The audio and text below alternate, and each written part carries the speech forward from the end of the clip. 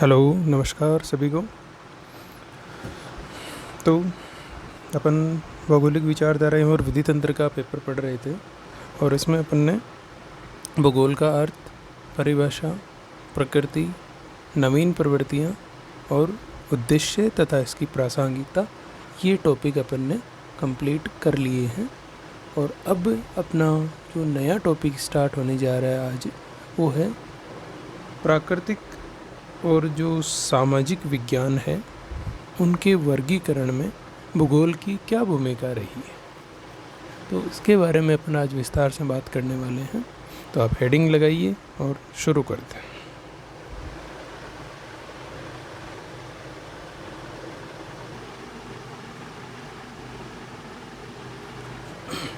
Heading है अपनी, विज्ञान के वर्गीकरण में भूगोल का स्थान। तो देखिए, यहाँ अपन दोनों बातें पढ़ेंगे, प्राकृतिक विज्ञानों के वर्गीकरण और सामाजिक विज्ञानों के वर्गीकरण, दोनों में भूगोल का क्या महत्व है। ठीक है, तो देखिए अपन बात शुरू करते हैं। सामान्य रूप से अपन सभी जानते हैं कि भूगोल की जो विषय वस्तु है वो पृथ्वी तल पर आधारित है। ठीक है, तो भूगोल की विषय वस्तु पृथ्वी तल है जिस पर मानव अपनी गतिविधियाँ संपादित करता है। मतलब वही बात है कि अपन भूगोल की विषय वस्तु में पृथ्वी के तल का अध्ययन करते आए हैं और इस तल पर ही मानव है वो अपनी समस्त प्रकार की क्रियाएं संपादित करता है, जिसमें चाहे उसकी दैनिक क्रियाएं हो, चाहे उसकी आजीविका से संबंधित क्रियाएं हो, चाहे उसकी सांस्कृतिक क्रियाकलाप हो। ये सारे के सारे कार्य जो वह संपादित करता है वो सारे इसी पृथ्वी तल पर ही करता है। इसलिए पृथ्वी का रचयिता ईश्वर को और भूगोल का रचयिता मनुष्य को माना गया है। बहुत बड़ी बात कही गई है यहाँ पे कि देखिए, पृथ्वी का रचयिता तो ईश्वर को माना जाता है। पृथ्वी का जो निर्माण है वो जो जैसे भी हुआ हो, अपन इसको ये माना जाता है कि भगवान की देन है। अब भगवान की देन पृथ्वी को माना जाता है और उसके बाद में जो पृथ्वी के अध्ययन का जो सबसे महत्वपूर्ण विषय अपन पढ़ते हैं, जो अपने को जानकारी उपलब्ध करवाता है इस पृथ्वी के बारे में, उसका जनक किसको माना जाता है? मानव को। तो पृथ्वी का जनक भगवान है और भूगोल का जनक मनुष्य है। और इसी वजह से भूगोल अपने सहयोगी विज्ञानों में केंद्रीय स्थिति रखता है। देखिए भाई, जब इसका रचयिता मनुष्य है और ये संपूर्ण पृथ्वी का अध्ययन अपन को करवाता है, तो बाकी कई विज्ञान या कई विषय ऐसे हैं जो भी पृथ्वी का अध्ययन करते हैं, लेकिन अगर केंद्रीय रूप में देखा जाए तो पृथ्वी के बारे में सर्वाधिक जानकारियां हैं वो भूगोल उपलब्ध करवाता है, और वो भी मानव को आधार मान के। तो ऐसी स्थिति में अपन ये कह सकते हैं कि बाकी के जितने भी विज्ञान है उनको अगर देखा जाए तो वो सारे के सारे किसी न किसी रूप में भूगोल से जुड़े हुए हैं, भूगोल पर वो आश्रित है, भूगोल से ही वो जानकारियाँ एकत्रित करते हैं। या अगर उनके महत्व को देखा जाए तो भी भूगोल उसमें सबसे सेंटर में आता है, वो सारे इसके इर्द गिर्द है, उन सबको इसकी ज़रूरत पड़ती है। तो इस वजह से कह सकते हैं कि भूगोल अपने सहयोगी विज्ञानों में केंद्रीय स्थिति रखता है और चारों ओर से पृथ्वी से संबंधित विज्ञानों से जुड़ा हुआ है। मतलब पृथ्वी से संबंधित जानकारियाँ एकत्रित करने के जितने भी विज्ञान है उन सभी से ये जुड़ा हुआ है, क्योंकि इसकी विषय वस्तु सभी में पहुंची हुई है। बाकी सारे विषय इसकी विषय वस्तु को ग्रहण करते हैं, उसका अध्ययन करते हैं। आगे अगर बात करें तो विज्ञान के वर्गीकरण में भूगोल के स्थान को अपन अध्ययन के हिसाब से 5 वर्गों में विभाजित करके पढ़ते आए हैं। अब देखिए, ये 5 वर्ग कौन कौन से हैं उनकी अपन बात करें उससे पहले आप ये 4 लाइनें नोट कर लीजिए, फिर आगे अपन पढ़ते हैं।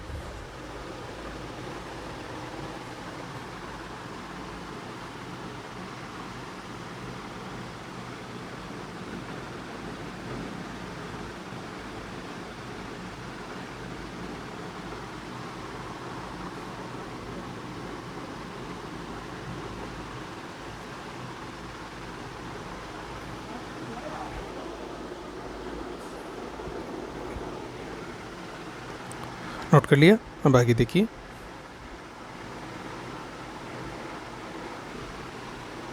तो देखिए, हेडिंग आपने लगा ली, 5 वर्गों में विभाजित किया जा सकता है। अब इसमें आप पहली हेडिंग लगाइए, पृथ्वी से संबंधित विज्ञान। मतलब जो पहला वर्ग बनाया है आप हेडिंग में ये लगा सकते हैं, प्रथम वर्ग, और इसमें आगे डैश लगा के लिखिए पृथ्वी से संबंधित विज्ञान। मतलब इस वर्ग में पृथ्वी से संबंध रखने वाले विज्ञानों को अपन पढ़ेंगे।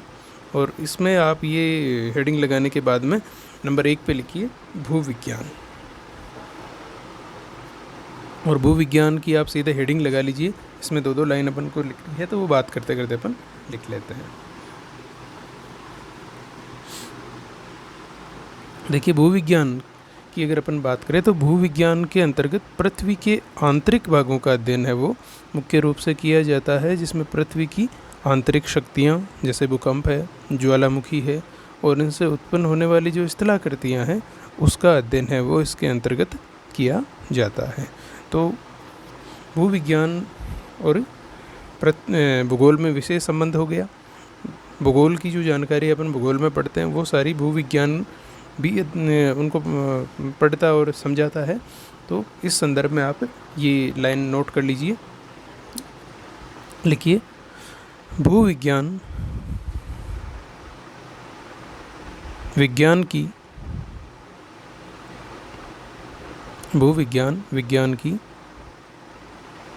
वह महत्वपूर्ण शाखा है। भूविज्ञान विज्ञान की वह महत्वपूर्ण शाखा है जो पृथ्वी के आंतरिक भागों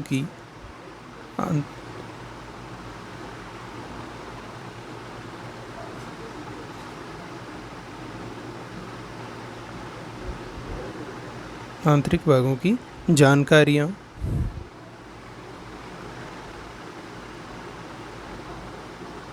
प्राप्त करता है, अर्थात पृथ्वी के आंतरिक भागों का अध्ययन करता है। इसमें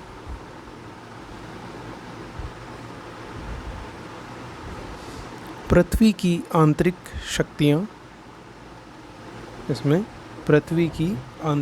शक्तियों जैसे भूकंप, ज्वालामुखी तथा इनसे उत्पन्न होने वाली स्थलाकृतियों का अध्ययन किया जाता है। ठीक है। दूसरी आप हेडिंग लगाइए जलवायु विज्ञान या क्लाइमेटोलॉजी।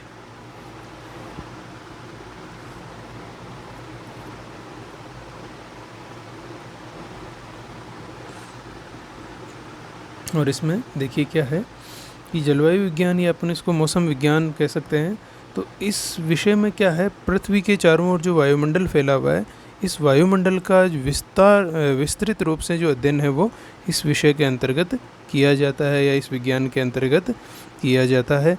तो इसमें क्या है कि मौसम की जो अल्पकालीन और दीर्घकालीन दशाएं हैं, जो परिवर्तन होते रहते हैं, वायुमंडलीय जो घटनाएं घटती रहती है, वायुमंडल में कुछ परिस्थितियाँ उत्पन्न होती है, उनकी उत्पत्ति के कारण है, उनका किस किस स्थान पर किस किस स्वरूप में वितरण होता है, उनका क्या प्रभाव पड़ता है, इन सारे के सारे चीज़ों का अध्ययन है वो किया जाता है। इसी प्रकार से अपन ये देखें तो यहाँ जलवायु विज्ञान के रूप में इसमें वायुमंडल की संरचना है, मौसम जलवायु के तत्व है, तापमान है, वायुदाब है, पवनें हैं, आर्द्रता है, वर्षा है, इन सभी का है वो विस्तार से अध्ययन किया जाता है। इसके अलावा जो जलवायु है, इसके विभिन्न प्रदेश और जलवायु का प्रभाव है वो इसमें पढ़ा जाता है।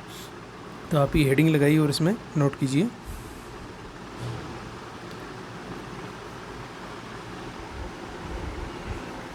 पृथ्वी के चारों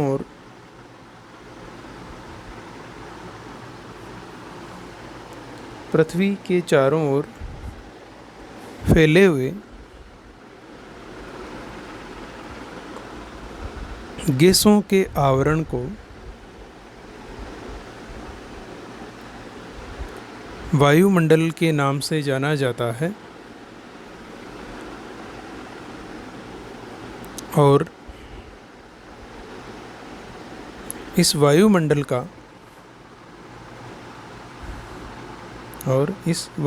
का अध्ययन करने वाले विषय को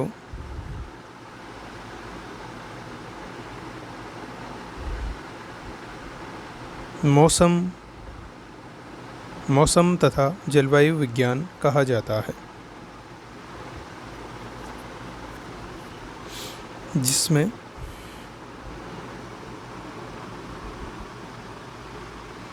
मौसम विज्ञान के अंतर्गत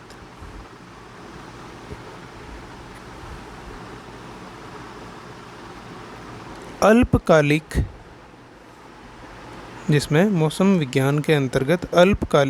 और अचानक से परिवर्तित होने वाली, देखिए दोनों विषय अलग अलग है, जलवायु विज्ञान और मौसम विज्ञान अपन ने यहाँ एक ही बात की क्योंकि लगभग मिलते जुलते हैं। आप यहाँ पे मौसम विज्ञान अलग से भी इसमें मेंशन कर सकते हो, क्योंकि मौसम विज्ञान है अल्पकालीन का करेगा और जलवायु है वो दीर्घकालीन का अध्ययन करेगी। तो मौसम विज्ञान के अंतर्गत अल्पकालीन आकस्मिक परिवर्तनशील वायुमंडलीय परिस्थितियों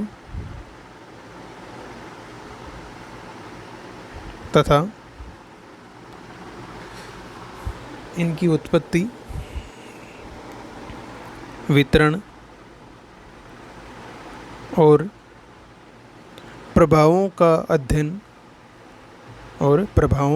अध्ययन मुख्य रूप से किया जाता है तथा जलवायु विज्ञान के अंतर्गत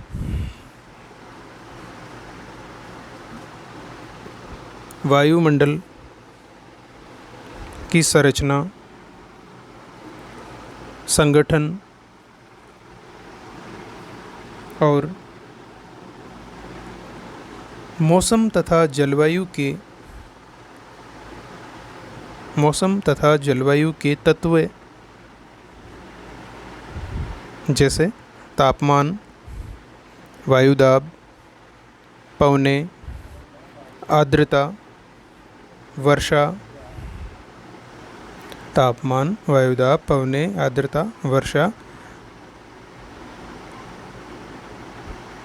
तथा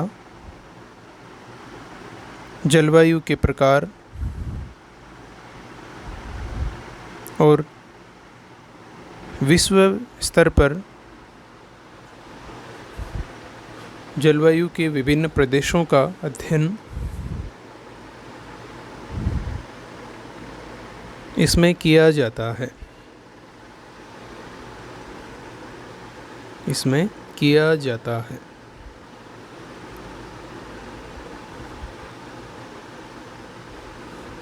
ठीक है, ये हुआ आपके जलवायु या मौसम विज्ञान कंप्लीट। तीसरी आप हेडिंग लगाइए भू आकृति विज्ञान, जियोमॉर्फोलॉजी।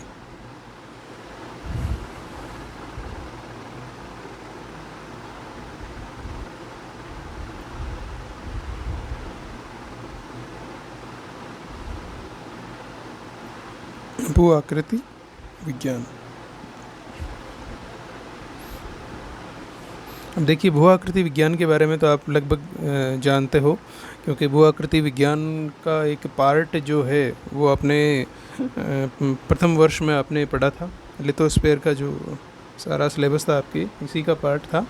तो देखिए भू आकृति विज्ञान में क्या होता है कि पृथ्वी पर जितने भी जो स्थल रूप हैं इनकी उत्पत्ति कैसे हुई, इनकी संरचना किस प्रकार की है, ये किस प्रकार से विकसित हुए, और इसके अलावा अपर्दनकारी जो शक्तियाँ होती है, अपक्षय होता है, फिर निक्षेपण की जो क्रिया होती है, समतल स्थापन है, भौतिक संरचनाएं हैं, और उसके अलावा जो प्रक्रम चलते हैं वो किन किन अवस्थाओं में चलते हैं, इन सारी की सारी चीज़ों का व्यवस्थित तरीके से और क्रमबद्ध रूप से अध्ययन है वो भू आकृति विज्ञान में होता है। ठीक है, तो ये भी सारे देखिए अपन ने जो पहले दोनों की पढ़े और अभी जिसकी बात कर रहे हैं, सारे के सारे जो विषय है इनका विषय क्षेत्र भूगोल से मैच करता है। तो इनका वर्गीकरण एक तरह से अपन कह सकते हैं कि भूगोल एक आधार प्रोवाइड करवा रहा है कि जो अलग अलग सेक्टर का जो अध्ययन करेंगे स्पेशलाइजेशन के रूप में, वो एक अलग विषय के रूप में, एक अलग विज्ञान के रूप में प्रतिष्ठित होंगे। तो आप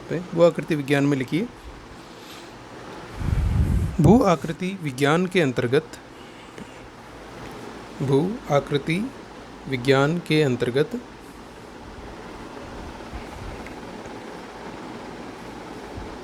सभी प्रकार के स्थल रूपों की उत्पत्ति, सभी प्रकार के स्थल रूपों की उत्पत्ति, उनके विकास, अपक्षय, अपर्दन, निक्षेपण, समतल स्थापन की क्रियाएं,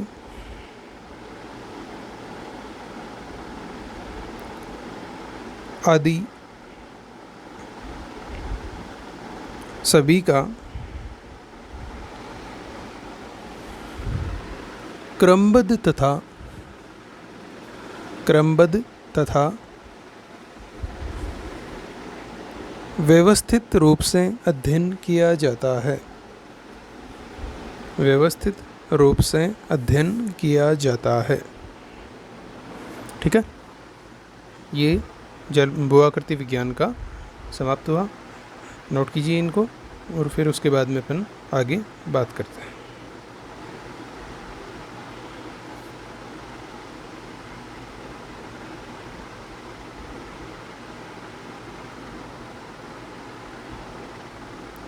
तो पहला वर्ग समझ में आ गया। इसमें भू आकृति विज्ञान, जलवायु विज्ञान और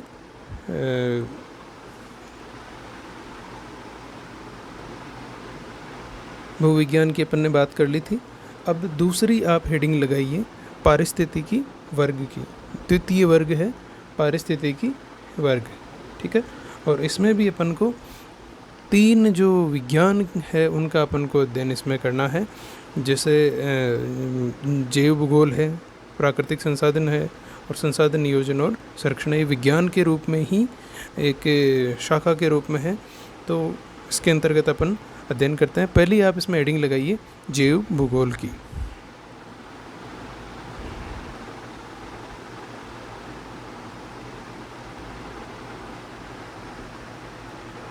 जैव भूगोल जो बायोजियोग्राफी के नाम से रहेगा, और इसका अपन ने विस्तार से वैसे अध्ययन आप लोगों ने किया है। द्वितीय वर्ष में आपके अलग से इसका पेपर था। तो जैव भूगोल के बारे में तो आप सारे वैसे भी विस्तार से जानते हो कि इसमें क्या आएगा। देखिए, जैव भूगोल में अपन ये कह सकते हैं कि विशेष रूप से जीव मंडल जो है उसका अध्ययन है वो किया जाता है। अब जीव मंडल के अंतर्गत जो पादप है, जंतु है, पारिस्थितिकी है, इन सारी की सारी चीज़ों का अध्ययन होता है। तो इसमें आप पहले जैव भूगोल हेडिंग लगाइए केवल, और जैव भूगोल में 2 लाइन लिख लिए मेन, और उसके बाद में अपन इनकी एक की बात करते हैं। तो जैव भूगोल में लिखिए आप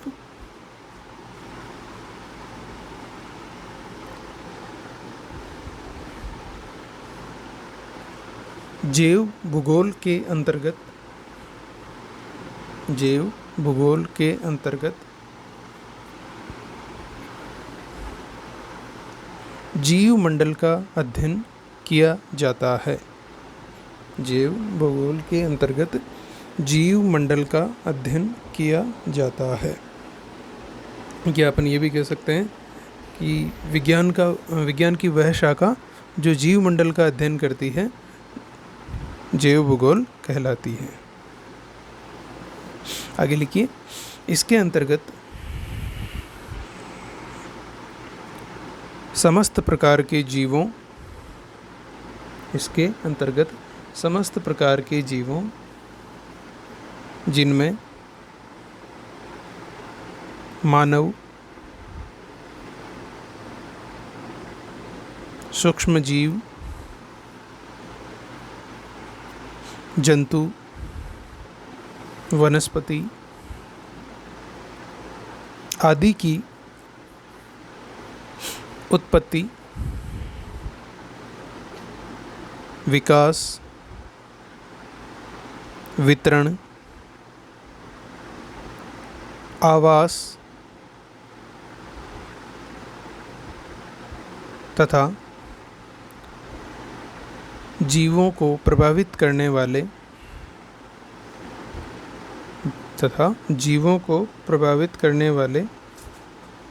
तत्वों और जीवों तथा उनके पर्यावरण के मध्य पाए जाने वाले पारिस्थितिकीय संबंधों का अध्ययन इसमें किया जाता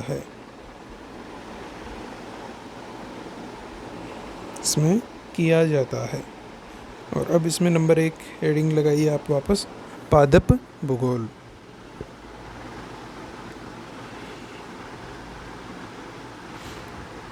पादप भूगोल या पाइथो ज्योग्राफी, या इसको अपन वनस्पति भूगोल भी कहते हैं। तो इसमें एक लाइन लिख लीजिए, वनस्पति भूगोल विज्ञान की वह शाखा है जो विभिन्न प्रकार के पौधों की उत्पत्ति, वितरण और उनके पर्यावरणीय संबंधों का अध्ययन करती है।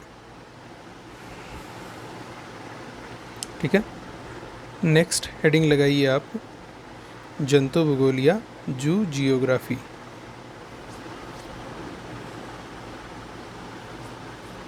और इसमें लिखिए, इसके अंतर्गत जंतुओं की विभिन्न प्रजातियों, उनकी उत्पत्ति, विकास, वितरण और इनको प्रभावित करने वाले तत्वों के साथ साथ स्थानीय पर्यावरण से इनके संबंधों का अध्ययन भी किया जाता है। ठीक है, ये भी समाप्त हुआ। अब अंतिम है इसका पारिस्थितिकी या इकोलॉजी। हेडिंग लगाइए और देखिए, पारिस्थितिकी में जीव जंतुओं का अध्ययन और उनका पर्यावरण के साथ में जो संबंध है उसका विस्तार से अध्ययन किया जाता है। तो इसमें लिखिए आप, पारिस्थितिकी के अंतर्गत विभिन्न प्रकार के जीव जंतुओं, पारिस्थितिकी के अंतर्गत विभिन्न प्रकार के जीव जंतुओं का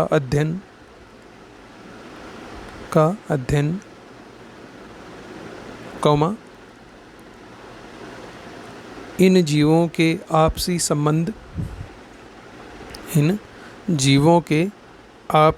संबंध तथा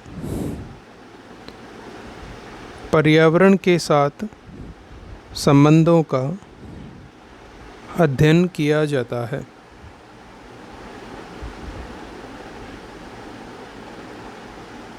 अर्थात पारिस्थितिकी विज्ञान में जीवों और पादपों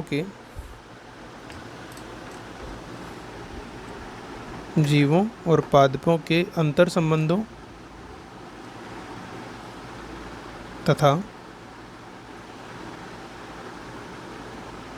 पर्यावरण के साथ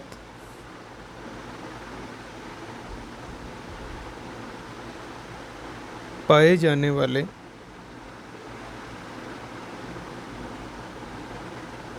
इनके अंतर संबंध, पर्यावरण के साथ पाए जाने वाले इनके अंतर संबंध का भी अध्ययन इसमें किया जाता है। ठीक है, तो आज के लिए अपन इतना ही बात करेंगे। पारिस्थितिकी वर्ग का जो दूसरा और तीसरा पॉइंट है इसकी अपन बात करेंगे कल, क्योंकि अभी अपने क्लास का समय समाप्त होने की ओर है। तो आप इतना नोट कर लीजिए, और इसमें अगर आपके कुछ समझ में नहीं आया हो तो उसकी आप सूचना मुझ तक पहुंचा दीजिएगा। बाकी तब तक के लिए आपका धन्यवाद। मिलते हैं अगली क्लास में।